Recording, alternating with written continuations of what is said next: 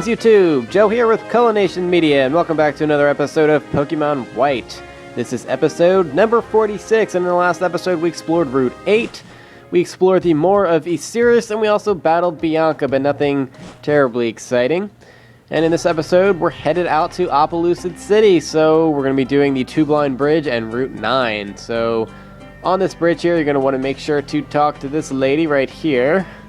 If you'll talk to me, thank you. When I was running around trying to outrun the trains, I got overheated. Phew! Anyway, please take this. And she's going to hand over TM43, which is Flame Charge. It has decent power at 50, but it always increases your speed by 1 level, so that can be fairly useful, as you've seen by how I've used it with Zebstrika. Anyway, the Shadow Triad captures us and walks us over to Getsus here at the end of the bridge.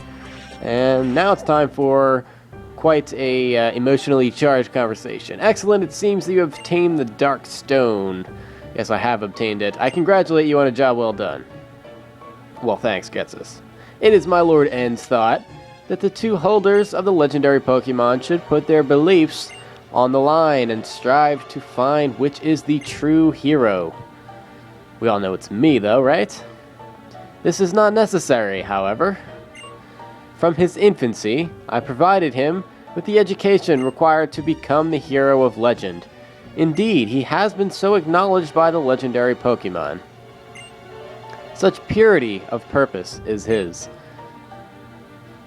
The liberation of Pokemon of which Team Plasma speaks, is the separation of Pokemon from foolish people. That's the truth. All trainers will become helpless to resist us. We alone will be able to use Pokemon. The preparations are complete. When my perfect plan is set in motion, first a few gullible Pokemon trainers who are unable to resist Team Plasma will release their Pokemon. Then that number will become 100, then 1,000. In no time, even the gym leaders and the champion will become unable to fight us. Having a Pokemon will be considered a bad thing. Even people like the sad little Bianca, whose Pokemon was stolen in Castelia City, will be unable to face public opinion and will release their Pokemon.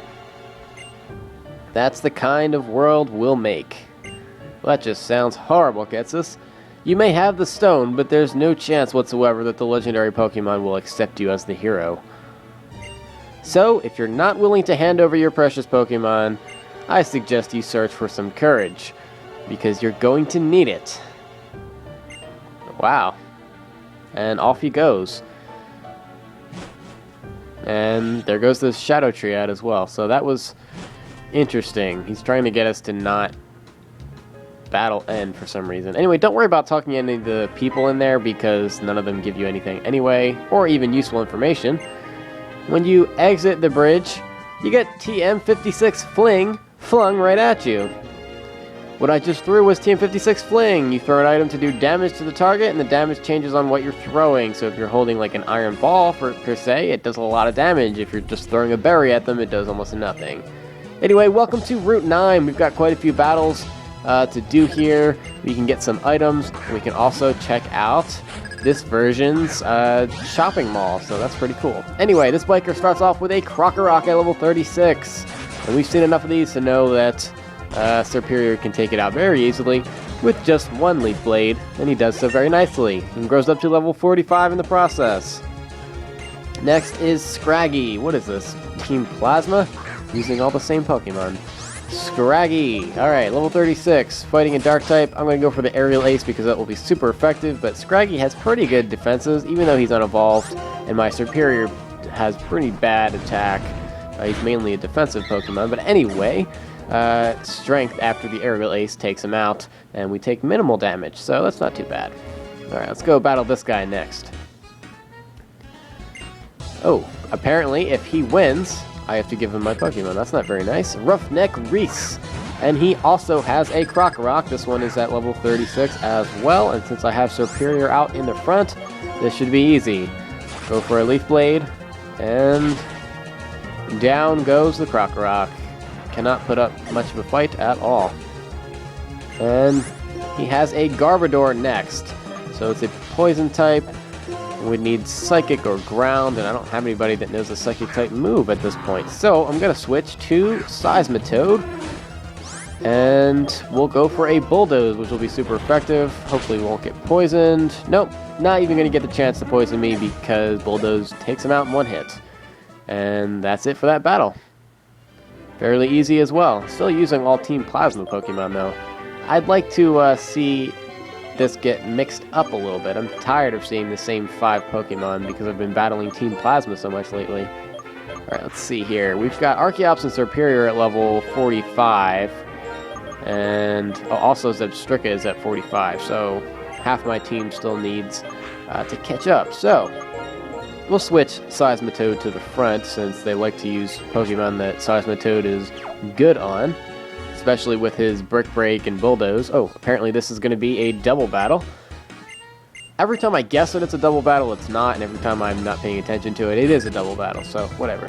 Alright, Jim and Kaz.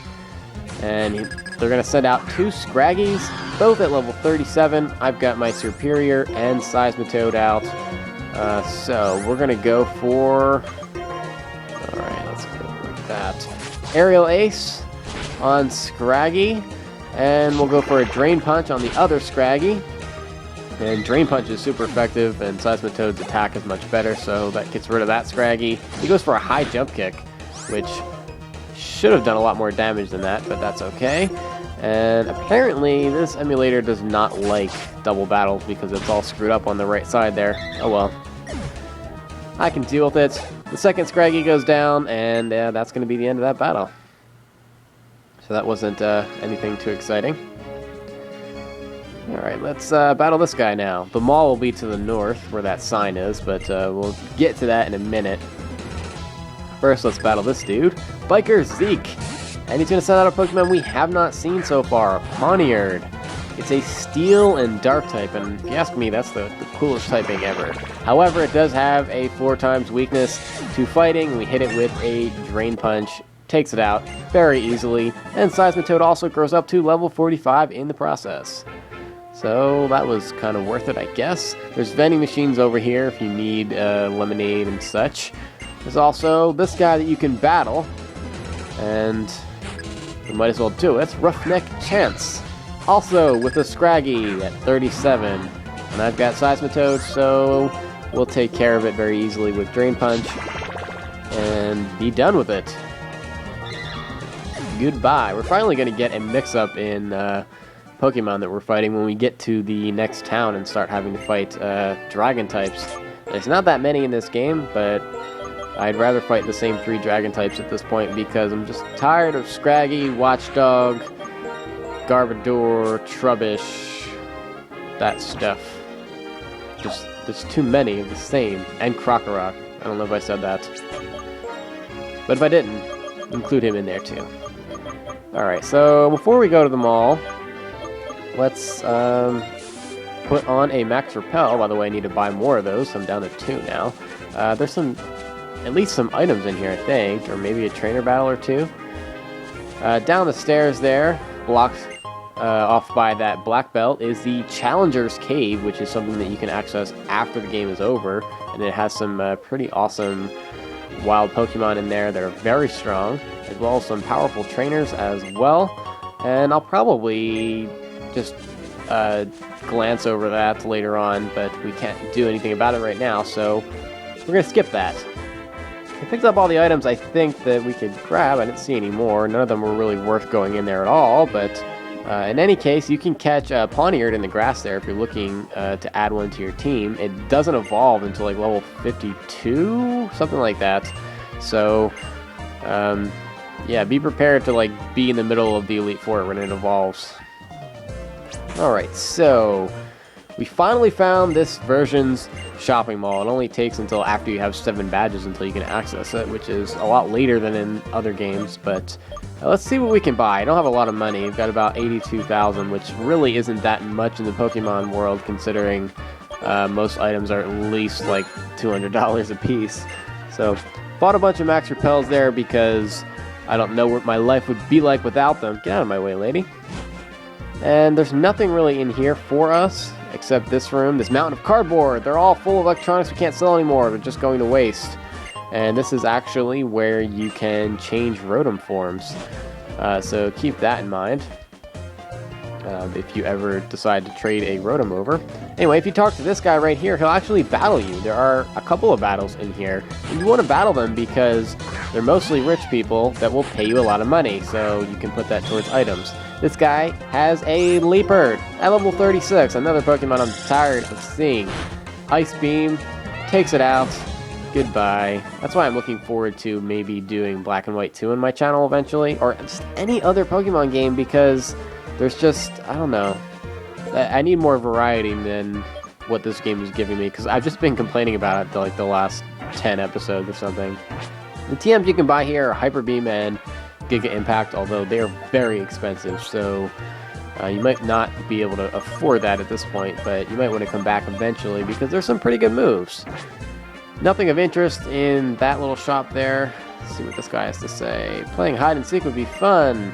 Okay. That guy just tells you about Challenger's Cave a little bit. And what do you have to say? Nothing useful. Nobody wants to tell me anything that I actually care about. Here's the vitamin shop, so we can buy proteins, irons, calcium, zincs, carbos, that sort of stuff. And then we have the X Attack shop, or the X item shop, whatever. Anyway, yeah, let's talk to this guy.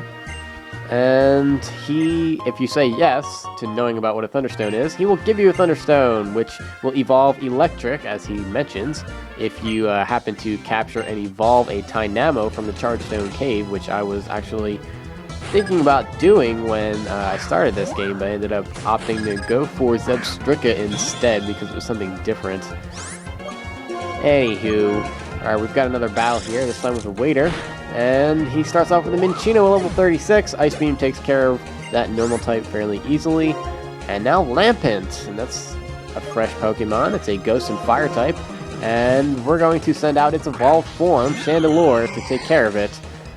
We should be able to take it out very easily with a Shadow Ball, because we have a big level advantage on it, a lot of statistical advantages on it, and not to mention Chandelure is just a beast. And I will just keep saying that because his special attack is just, it's almost unfair for not being a legendary. So anyway, let's talk to this girl.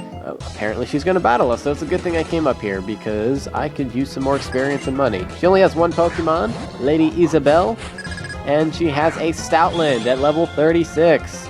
I've got my Cryogonal out here, so Intimidate really doesn't do anything at all.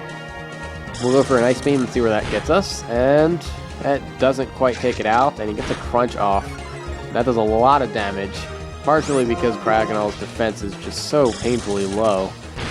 Anywho, a second Ice Beam is too much for this Stoutland to handle, and Cryogonal is going to grow up to level 45 as a result of this battle, and also try to learn Confuse Ray. And I don't think I want to teach that to him, because I like the moves that he has now, so... Not to mention the fact that the computer always has much better luck than I ever would when it comes to confusion. It's supposed to be a 50% chance of them hitting themselves, but it's more like a 90% chance of them attacking me and a 10% chance of actually hitting themselves. Oh well. Well, that's it for the mall. We can go to the right here, and this will lead out to Opelucid City. So we've already reached our destination. Oh, look, it's Alder! And I see a Team Plasma flag over there. Oh, Getsus. This is what you've been up to. What a liar.